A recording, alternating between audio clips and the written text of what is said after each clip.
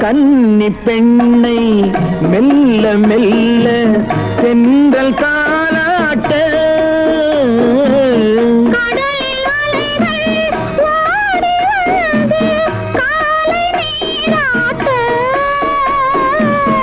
எழுந்த இன்பம் என்ன என் எண்ணம் ஏங்கும் ஏக்கம் என்ன விருந்து கேட்பதென்ன அதையும் விரைந்து கேட்பதென்ன முத்துக்களோ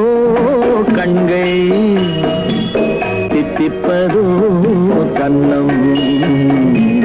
சந்தித்த வேளையில் சிந்திக்கவே இல்லை தந்துவிட்டே